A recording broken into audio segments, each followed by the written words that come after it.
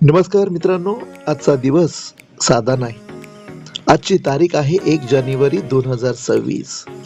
आजपासून नेमके 208 वर्षापूर्वी महाराष्ट्राच्या भूमीवर भीमा कोरेगाव या छोट्याशा गावात एक असा इतिहास घडला, जो केवळ युद्ध नव्हता, तर तो होता गुलामीच्या साखळ्या तोडण्याचा निर्धार.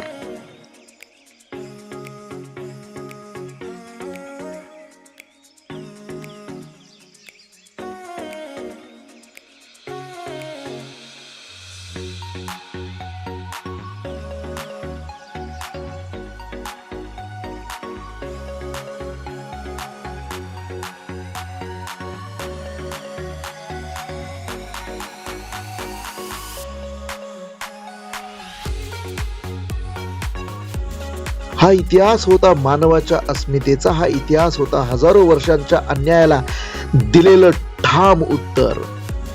ज्या समाजाला गळ्यात मडकं, कमरेला झाडू बांधण्यात आलं, ज्याला शिक्षण, सन्मान, अधिकारापासून पिढ्यानपिढ्या दूर ठेवलं गेलं, तोच समाज स्वतःचा मान मिळवण्यासाठी, स्वतःचा सन्मान परत मिळवण्यासाठी वेड्यासारखा उभा ठाकला.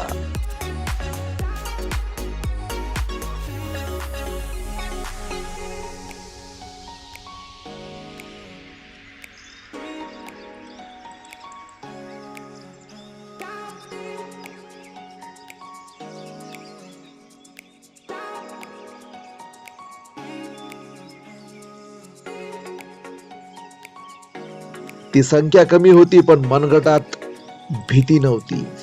समोर होते हजारो पेशवे सैनिक, पण मागे होतं शतकानुशतके साठलेला अपमान, अन्याय आणि वेदना. आणि त्या एका रात्रीत भीमा कोरेगावची नदी इतिहासाची साक्षीदार आहे. रक्ताने लाल झालेली ती नदी सांगून गेली की एखाद्याला इतकंही दाबू नका की त्याचा उद्रेक असा होईल ज्याची कल्पनाही सत्तेला करता येणार नाही. हे युद्ध सांगून गेलं की शौर्य हे जन्माने नाही, ते संघर्षातून घडतं. म्हणूनच भीमा कोरेगावचा दिवस आज संपूर्ण जगात शौर्य दिन म्हणून साजरा केला जातो. दरवर्षी 1 जानेवारीला देशाच्या कानाकोपऱ्यातून लोक इथे येतात. कोणी बोलवलेलं नसतं, कोणी पैसा देत नाही, कोणी लालच देत नाही. फक्त एक भावना असते, आपल्या पराक्रमी पूर्वजांना अभिवादन करण्याची. आणि जे तिथे जाऊ शकत नाही, ते नवीन वर्षाची सुरुवात करतात इथे, या चैत्यभूमीवर.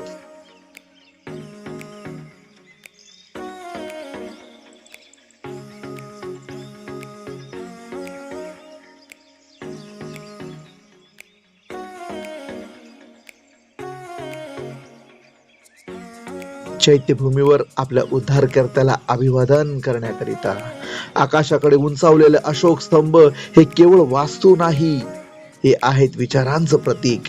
इथे येणारी गर्दी कोणत्याही घोषणांमुळे नाही, ऋण भावनेमुळे आहे.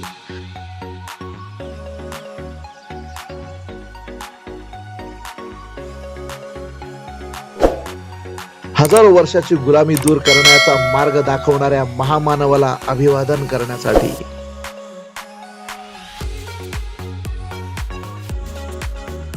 डॉक्टर बाबासाहेब आंबेडकरांनी सांगितलं की शिक्षण घ्या, संघटित व्हा, संघर्ष करा. आज हजारोच्या संख्येने लोक चैत्यभूमीवर नतमस्तक झाले आहेत.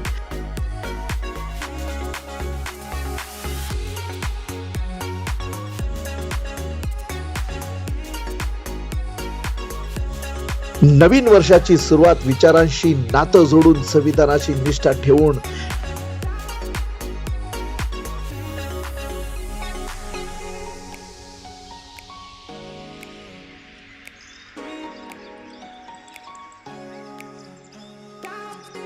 आणि समतेचा मार्ग स्वीकारून योग्य जीवन जगण्याचा संकल्प करत आहेत. ही गर्दी शांत आहे, शिस्तबद्ध आहे आणि विचारशील आहे. ही गर्दी सांगते की हा लढा संपलेला नाही, तो चालूच आहे. मनामनात आणि पिढ्यानपिढ्या भीमा कोरेगाव आणि चैत्यभूमी हे दोन टोक नाहीत, तर एकाच प्रवासाची दोन महत्वाची वळणं आहेत. शौर्याचा इतिहास आणि मुक्तीचा विचार. आज 108 वर्षानंतरही तो इतिहास जिवंत आहे, कारण केवळ भूतकाळ नाही,